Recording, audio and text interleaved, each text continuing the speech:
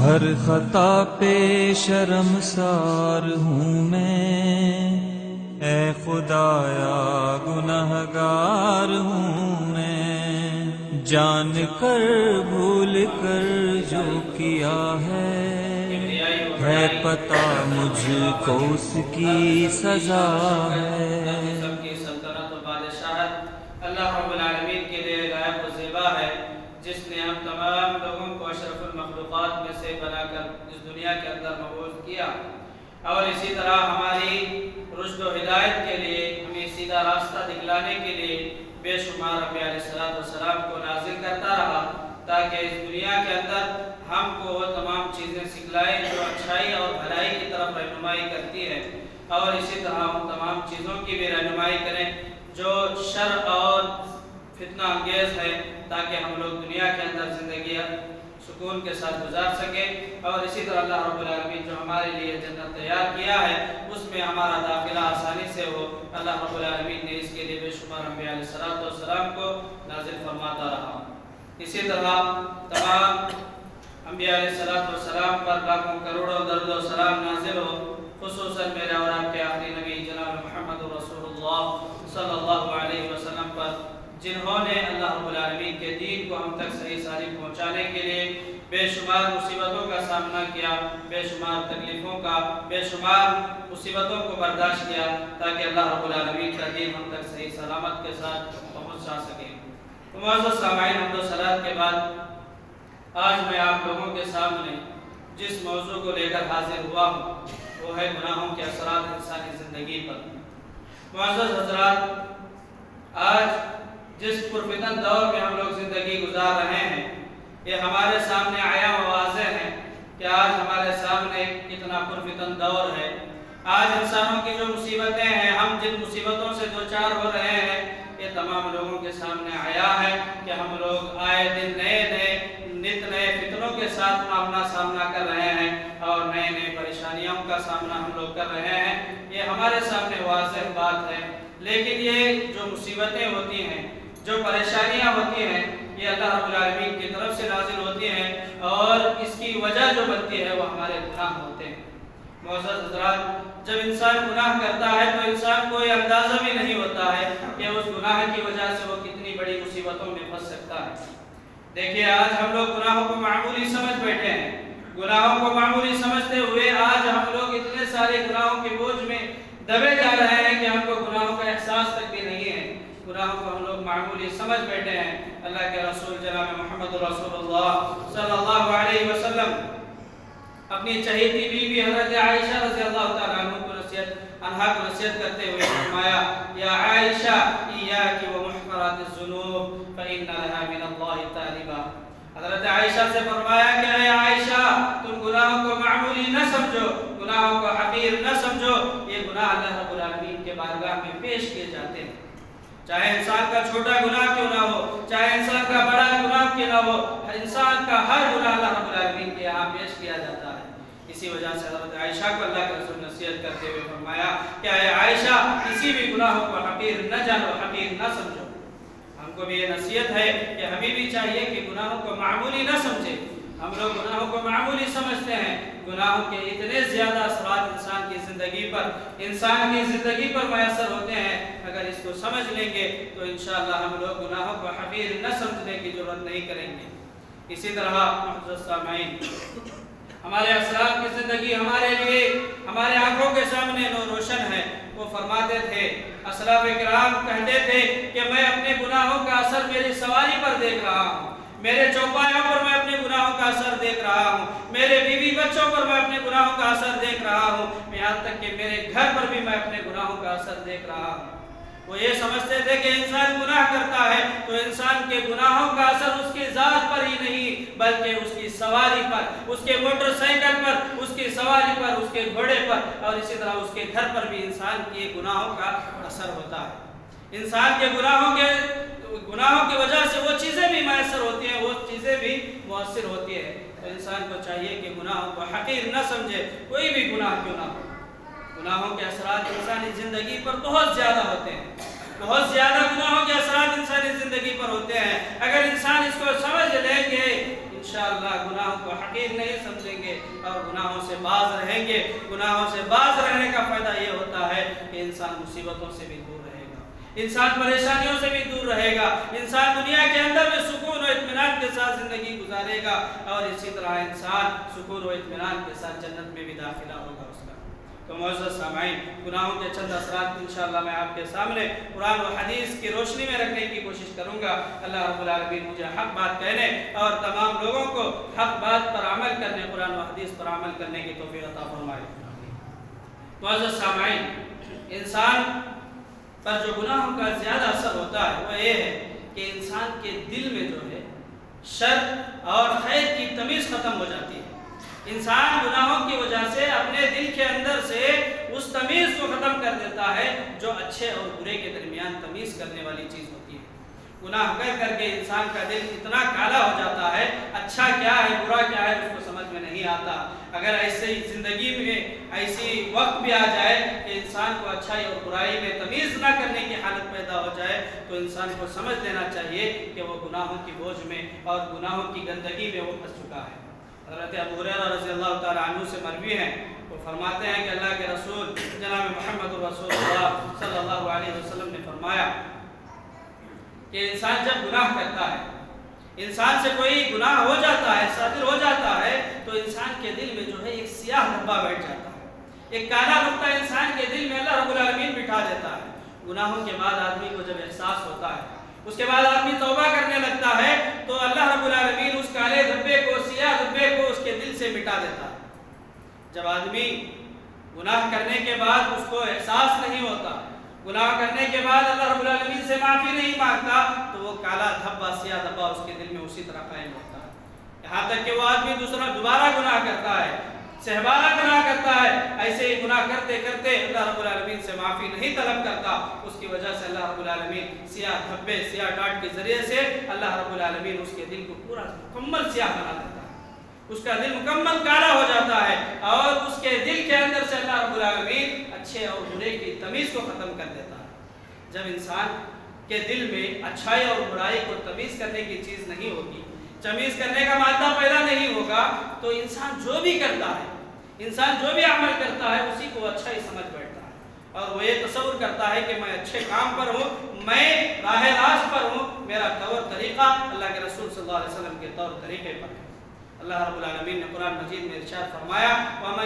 वमन यअश अन ज़िक्रिर्रहमान नुक़य्यिज़ लहू शैतानन फ़हुव लहू क़रीन व इन्नहुम लयसुद्दूनहुम अनिस सबील व यहसबून अन्नहुम मुहतदून। जब इंसान के दिल से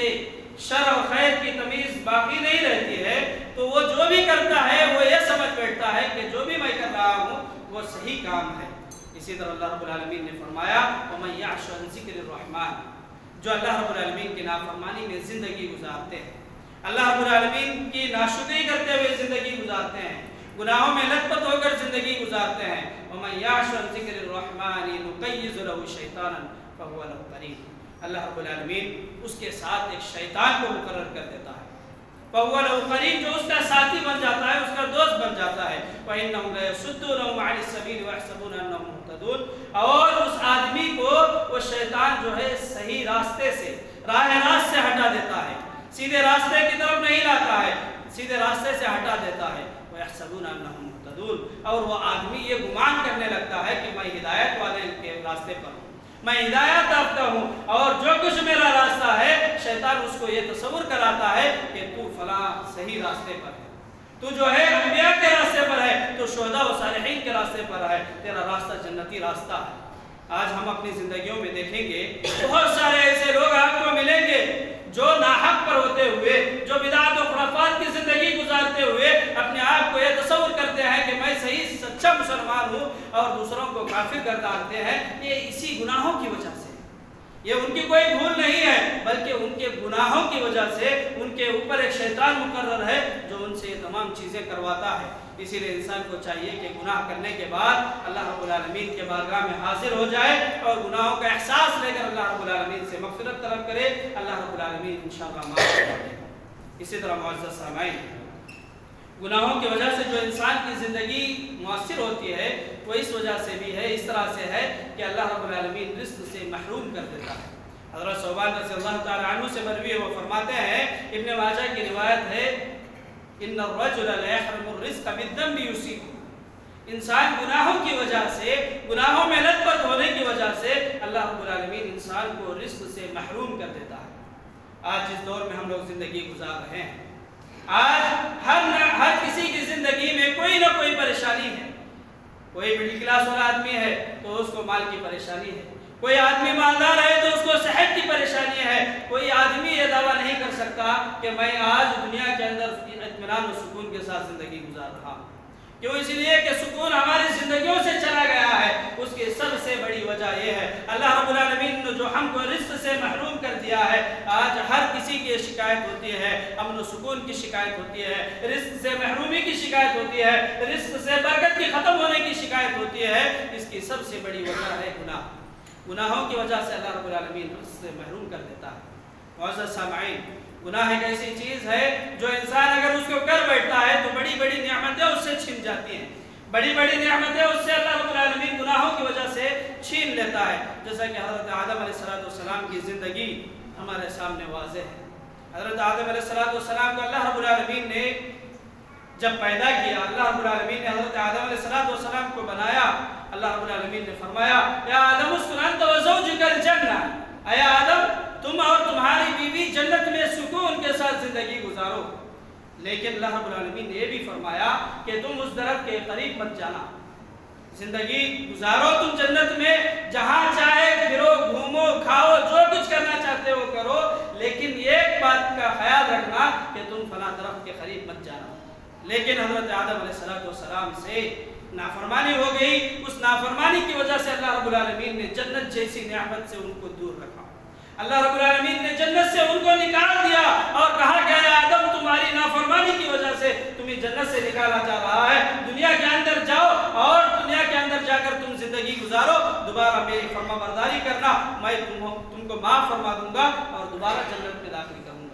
تو معزز سامعین، حضرت آدم علیہ السلام کی لغزش کی وجہ سے، ان کے چھوٹے سی نافرمانی کی وجہ سے اللہ رب العالمین نے ان کو جنت جیسی نعمت سے محروم رکھا۔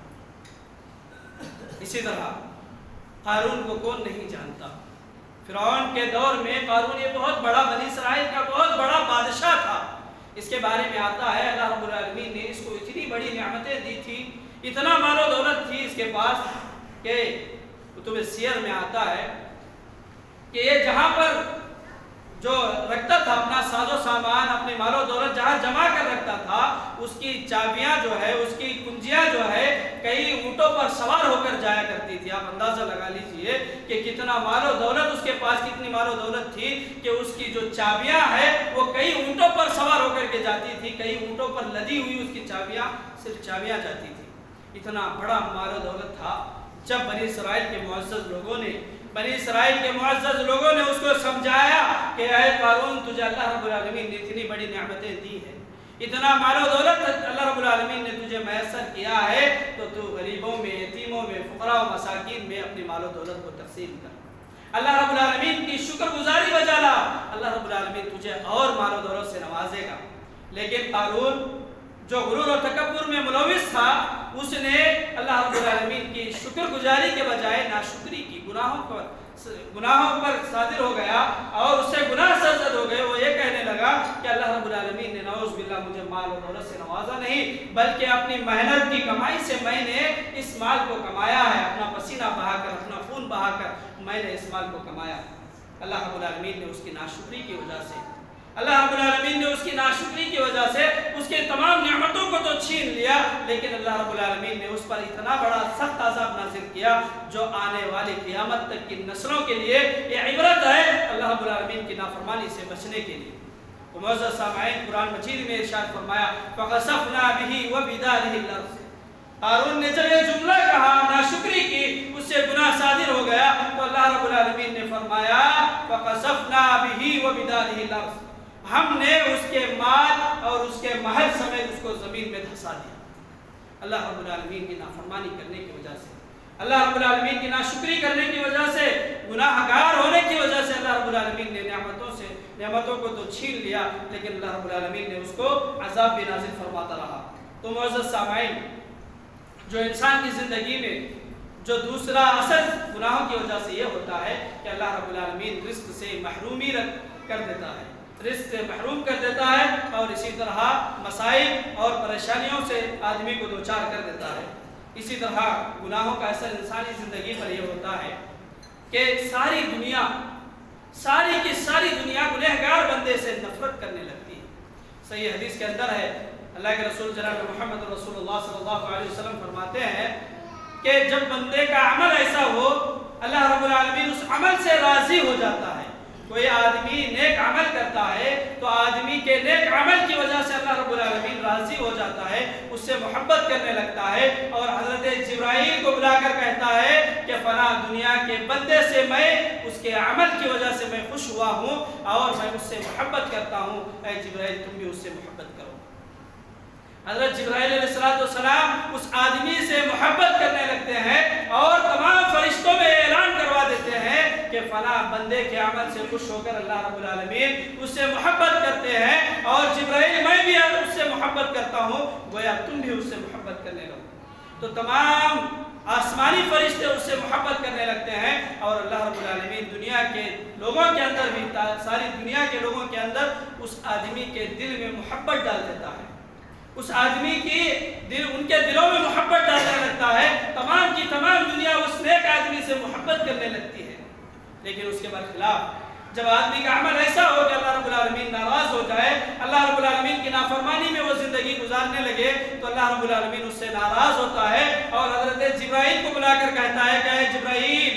فلاں بندے سے میں ناخوش ہوں، اس کا عمل ایسا ہے، اس کے گناہ ایسے ہیں کہ میں اس سے ناخوش ہوں اور میں اس سے نفرت کرتا ہوں۔ اللہ رب العالمین نفرت کرنے لگتا ہے۔ اللہ رب العالمین کی ناراضگی اور اللہ رب العالمین کی نفرت یہ کون بندہ جھیل سکتا ہے؟ اللہ رب العالمین کہتا ہے کہ جبرائیل فلاں بندے سے میں ناراض ہوں، میں اس سے نفرت کرتا ہوں، گویا تم بھی اس سے نفرت کرو۔ حضرت جبرائیل کہتے ہیں کہ اے فرشتوں، میں اللہ رب العالمین اس بندے سے ناراض ہے، ناخوش ہے، اس سے نفرت کرتا ہے، جبرائیل میں بھی نفرت کرتا ہوں، گویا تم بھی نفرت کرنے لگو۔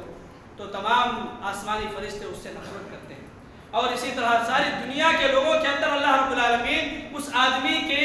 لیے نفرت ڈال دیتا ہے، تمام کی تمام روئے زمین والے اس سے نفرت کرنے لگتے ہیں۔ تو معزز سامعین،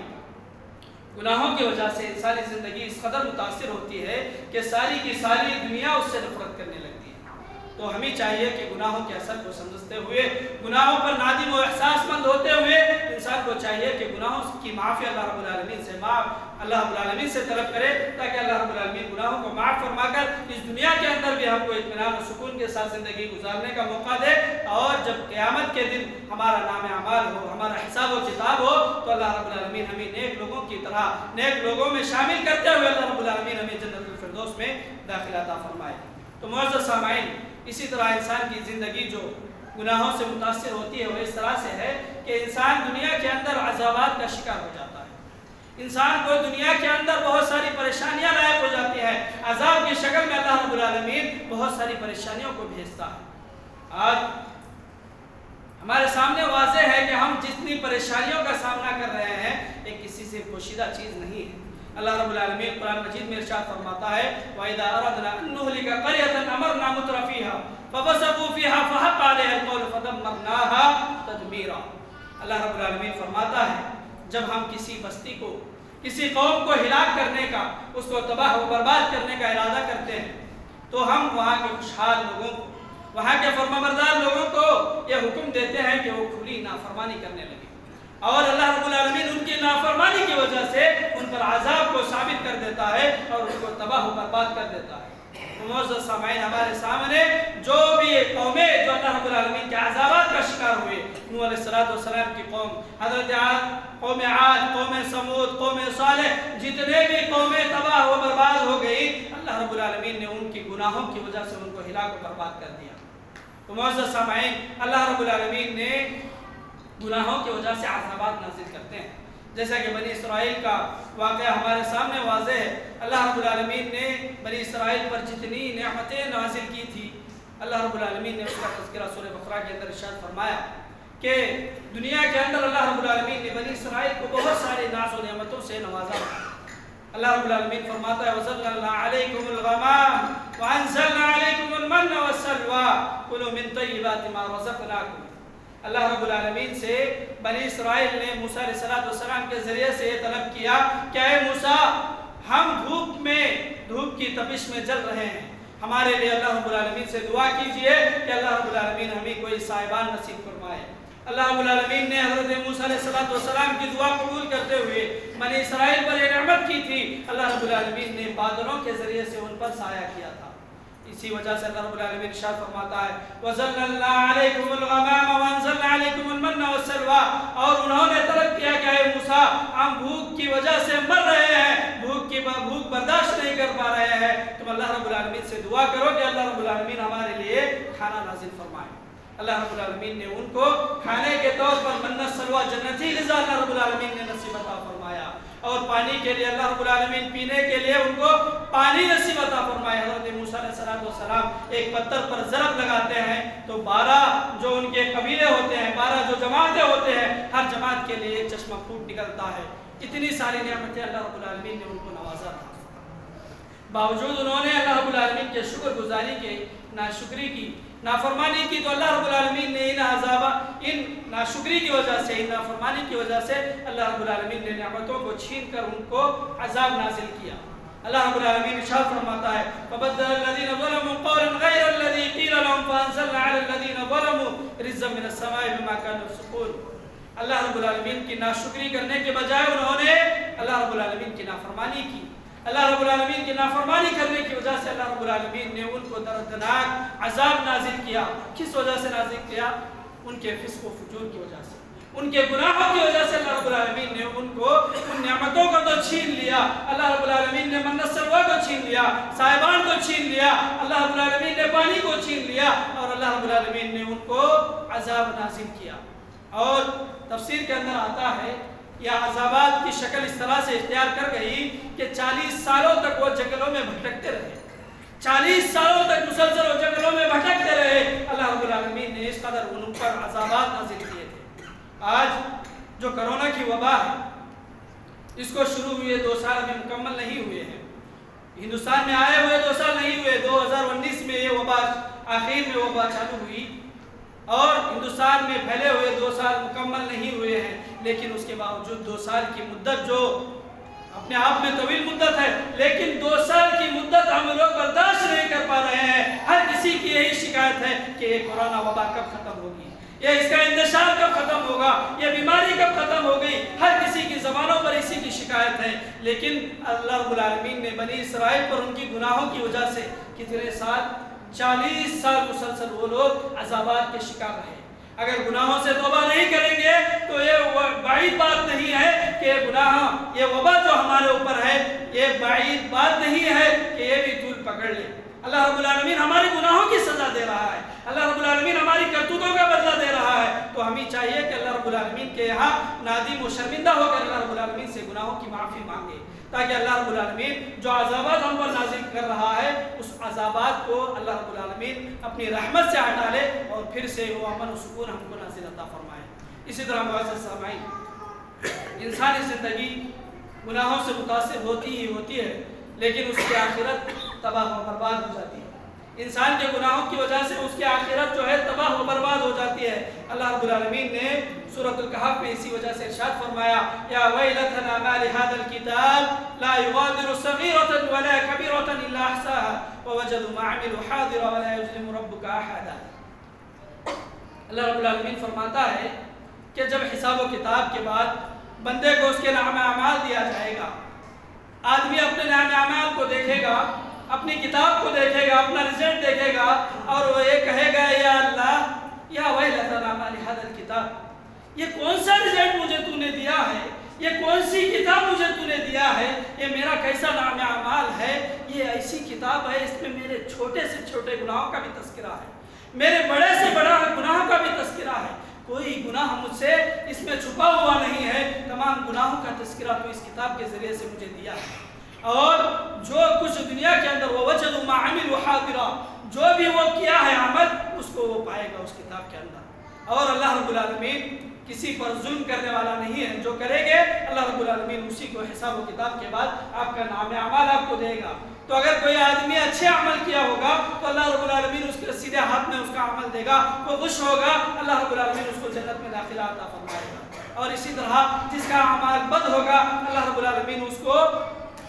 دائیں ہاتھ میں بائیں ہاتھ میں اس کا نام اعمال دے گا، اور وہ آدمی افسوس کرتے ہوئے افسوس کے انداز میں کہے گا یا ویلتنا ما لہذا الکتاب، ہائے بربادی، ہائے ہلاکت، یا اللہ یہ کون سی کتاب ہے جس میں میرے ہر گناہوں کا تذکرہ ہے۔ اسی طرح اللہ رب العالمین سے مہلت بھی مانگے گا بندہ۔ اللہ رب العالمین نے سورۃ السجدہ کے اندر ارشاد فرمایا وَلَوْ تَرَىٰ إِذِ الْمُجْرِمُونَ نَاكِسُو رُءُوسِهِمْ عِندَ رَبِّهِمْ رَبَّنَا أَبْصَرْنَا وَسَمِعْنَا فَارْجِعْنَا نَعْمَلْ صَالِحًا إِنَّا مُوقِنُونَ۔ ایک بندہ کہے گا اے اللہ رب العالمین، اللہ رب العالمین کہتا وَلَوْ تَرَىٰ إِذِ الْمُجْرِمُونَ، کاش کہ آپ مجرموں کی حالت اس دن دیکھ لیتے، تمام کے تمام مجرمین اپنے سروں کو جھکاتے ہوئے ندامت میں، شرمندگی میں وہ لوگ یہ کہیں گے وَلَوْ تَرَىٰ إِذِ الْمُجْرِمُونَ نَاكِسُو رُءُوسِهِمْ عِندَ رَبِّهِمْ رَبَّنَا، اے میرے رب أَبْصَرْنَا وَسَمِعْنَا، ہم نے اپنے آنکھوں سے دیکھ لیا ہے، اپنے کانوں سے سن لیا ہے، اے اللہ رب العالمین ہمیں یقین ہو گیا ہے، اللہ رب العالمین فَارْجِعْنَا نَعْمَلْ صَالِحًا إِنَّا مُوقِنُونَ، اے اللہ تو مجھے دنیا میں دوبارہ لوٹا دے تاکہ ہم اچھے عمل کر کے اللہ رب العالمین تیرے پاس حاضر ہو سکے، تاکہ جنت الفردوس کو ہم لوگ پا سکیں۔ تو اللہ رب العالمین اس وقت ذرا بھی مہلت نہیں دے گا۔ تو انسان کی زندگی جو ہے گناہوں کی اس قدر متاثر ہوتی ہے کہ اس کی آخرت تباہ و برباد ہو جاتی ہے۔ تو انسان کو چاہیے کہ گناہوں سے ندامت ہو کر گناہوں کا احساس دلوں کے اندر رکھے، اللہ رب العالمین سے معافی مانگے، اللہ رب العالمین سے گناہوں کی معافی مانگنا چاہیے۔ اللہ رب العالمین مجھے اور آپ کو تمام گناہوں سے معافی مانگنے اور اللہ رب العالمین کے یہاں نادم و شرمندہ ہو کر گناہوں سے معافی مانگنے کی توفیق عطا فرمائے۔ اقول قولی ھذا استغفر اللہ لی ولکم ولسائر المسلمین من کل ذنب واتوب الیہ، واقول قولی ھذا استغفر اللہ لی ولکم واتوب الیہ، وصلی اللہ علی نبینا محمد وعلی آلہ وصحبہ اجمعین۔